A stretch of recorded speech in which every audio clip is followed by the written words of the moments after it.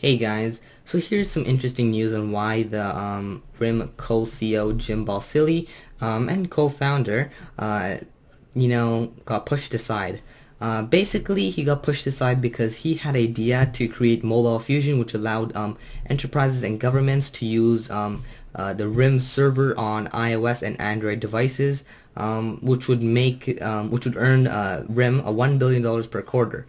Now this was extremely awesome, but apparently the higher execs did not agree with this, and they wanted Thorsten Haynes, which is the new CEO, to control the work, I guess, and have a focus on BlackBerry 10, which is the new operating system BlackBerry is working on, and their new devices, which will run off BlackBerry 10.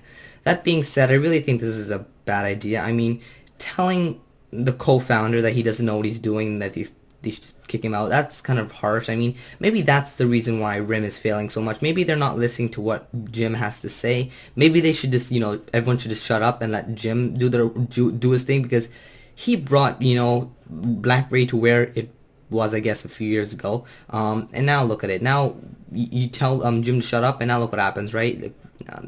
Their stuff is not going well, and it's probably going to keep going down for a while until they eventually die off, which is not too far in the future. So, anyways, we'll see how this all turns out, though. But I mean, I think RIM's just putting their own nails in the coffin, if you want to say.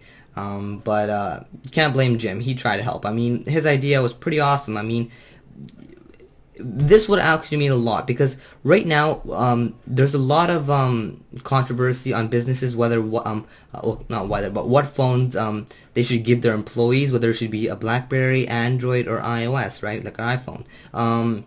More usually, I mean previously, most companies used BlackBerry, so they gave everyone a BlackBerry.